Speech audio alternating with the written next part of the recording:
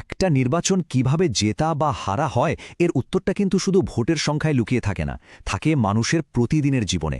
চলুন আজ আমরা ত্রিপুরার বেলুনিয়া কেন্দ্রকে ব্যবচ্ছেদ করে দেখব কিভাবে প্রত্যেকটা ভোট একটা গল্প বলে আর কিভাবে তার শাসনের ভবিষ্যৎ ঠিক করে দেয়।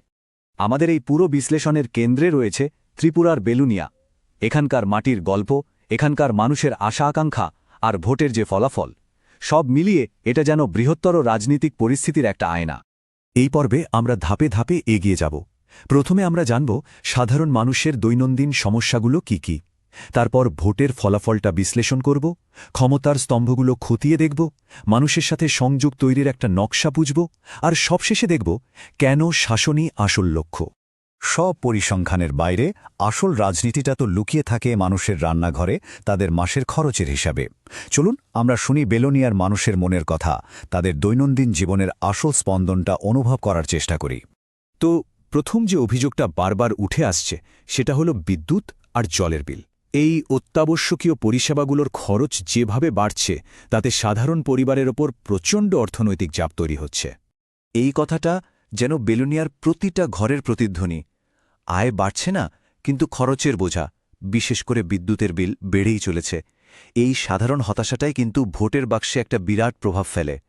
বিদ্যুতের বিলের চিন্তা তো আছেই, তার সাথে যোগ হয়েছে আরও দুটো বড় চাপ, একদিকে বেকারত্ব আর অন্যদিকে লাগাম ছাড়া মূল্যবৃদ্ধি। এই দুটো জিনিস মিলে সাধারণ মানুষের ভবিষ্যতের নিরাপত্তাকেই প্রশ্নের মুখে ফেলে দিয়েছে। একটা সুস্থ গণতন্ত্রে রাজনৈতিক আলোচনার কেন্দ্রবিন্দুতে থাকা উচিত মানুষের মর্যাদা আর জীবন ধারণের এই মৌলিক সমস্যাগুলো। এটা শুধু স্লোগান বা প্রতিশ্রুতির বিষয় নয়, এটা একটা সাংবিধানিক দায়িত্বও বটে। আচ্ছা, মানুষের এই সব দৈনন্দিন সমস্যা, এই ক্ষোভ, ভোটের ফলাফলে এর প্রভাবটা ঠিক কেমন ছিল? চলুন ২০২৩ সালের নির্বাচনের সেই রুদ্ধশ্বাস রায়টা একবার বিশ্লেষণ করে দেখি। ২০২৩ সালের নির্বাচনের জয় আর পরাজয়ের মধ্যে ফারাকটা কত ছিল জানেন? ভাবলে অবাক হতে হয়। মাত্র ৪০৩টা ভোট। হ্যাঁ, ঠিকই শুনেছেন, মাত্র ৪০৩। এটাই তো প্রমাণ করে যে প্রত্যেকটা ভোট কতটা মূল্যবান। লড়াইটা দেখুন, একেবারে কাটায় কাটায়। জনগণের রায় প্রায় আধা-আধি ভাগ হয়ে গেছে দুটো প্রধান রাজনৈতিক দলের মধ্যে। এটা কিন্তু একটা গভীর রাজনৈতিক বিভাজনের দিকেই ইঙ্গিত করে। বেলুনিয়ার রাজনৈতিক ইতিহাসটাও কিন্তু সময়ের সাথে সাথে বদলেছে। একসময় যেখানে সিপিআইএমের মূল প্রতিপক্ষ ছিল কংগ্রেস, গত দশক থেকে সেই জায়গাটা কিন্তু পুরোপুরি বিজেপির দখলে চলে গেছে। আর এই পরিবর্তনটা এই অঞ্চলের রাজনৈতিক সমীকরণটাকেই বদলে দিয়েছে। তার বেলুনিয়ার মানুষ যে রাজনীতি নিয়ে কতটা সচেতন তার সবচেয়ে বড় প্রমাণ তো ভোটের হারেই পাওয়া যায়। এখানকার ভোটার উপস্থিতি নিয়মিতভাবে ৮৫ থেকে ৯৬% মধ্যে ঘোরাফেরা করে, যা এক কথায় অসাধারণ। কোনো রাজনৈতিক ব্যবস্থাকে ঠিকঠাক বুঝতে গেলে আমাদের ৪টে মূল স্তম্ভের দিকে তাকাতে হবে: নির্বাচনী, সাংগঠনিক, আখ্যান এবং সম্পদ। চলুন এই কাঠামোটা ব্যবহার করে বেলুনিয়ার রাজনীতিকে ব্যবচ্ছেদ করা যাক। আমরা এই বিশ্লেষণাত্মক কাঠামোটাকে বলছি চতুর্মুখ মতবাদ। সোজা কথায় ৪টে ভিন্ন দিক থেকে একটা রাজনৈতিক ব্যবস্থার শক্তি আর দুর্বলতাগুলো বোঝার চেষ্টা করা। তো এই ৪টি স্তম্ভের বিশ্লেষণ থেকে কি উঠে আসছে দেখুন।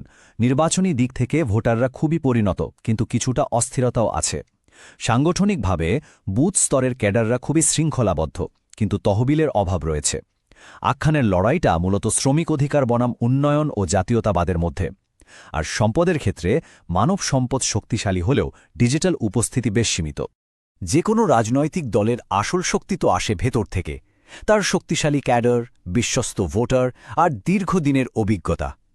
কিন্তু বাইরের চ্যালেঞ্জগুলো তো কম নয়, যেমন কেন্দ্রীয় সরকারের সমর্থন, আঞ্চলিক রাজনীতির উত্থান বা জাতীয় স্তরের কল্যাণমূলক প্রকল্পের প্রভাব। এই ভেতরের শক্তি আর বাইরের চ্যালেঞ্জের টানাপোড়েনে কিন্তু রণকৌশল ঠিক করতে হয়। শুধু বিশ্লেষণ করে তো লাভ নেই, তাই না? প্রয়োজন সঠিক পদক্ষেপের। এবার আমরা এমন একটা কৌশলগত পরিকল্পনার দিকে নজর দেব যেটা ভোটারদের আস্থা ফিরিয়ে আনতে এবং তাদের মূল সমস্যাগুলো সমাধান করতে সাহায্য করতে পারে। ভোটারদের সাথে আবার সংযোগ তৈরি করার জন্য একটা ৯০ দিনের রোডম্যাপ ভাবা যেতে পারে। প্রথম ধাপে শুনুন, মানে সমীক্ষা করুন, ক্যাডারদের প্রশিক্ষণ দিন। তারপরের ধাপে সংযোগ করুন, মানে মূল সমস্যাগুলো নিয়ে ঘরে ঘরে যান। এরপর ডিজিটাল মাধ্যমে প্রচার করুন, আর সবশেষে ভোটের দিন নিবিড় ব্যবস্থাপনার মাধ্যমে জনাদেশ সুরক্ষিত করুন। এটা একটা ধাপে ধাপে এগোনোর পথ। এই কৌশলটাকে যদি বাস্তবে রূপ দিতে হয় তাহলে ৩টে স্তরে কাজ করতে হবে। প্রথমত, প্রার্থীকে প্রকাশ্যে ভোটারদের উদ্বেগ স্বীকার করে একটা ১০০ দিনের পরিকল্পনা দিতে হবে। দ্বিতীয়ত, হাইকমান্ডকে দ্রুত সম্পদ বরাদ্দ করতে হবে। আর তৃতীয়ত, ডিজিটাল প্রচারে লক্ষ্যভিত্তিক হ্যাশট্যাগ আর ছোট ছোট ভিডিও ব্যবহার করতে হবে। তবে একটা কথা মনে রাখা খুব জরুরি, প্রচারটা ডিজিটাল হোক বা মানুষের কাছে গিয়ে হোক, ভোটারদের গোপনীয়তা আর সম্মতিকে সম্মান করতেই হবে। ভারতের ডেটা সুরক্ষা আইন মেনে মানুষের ব্যক্তিগত তথ্য দায়িত্বের সাথে ব্যবহার করা যে কোনো রাজনৈতিক দলের নৈতিক এবং আইনগত কর্তব্য।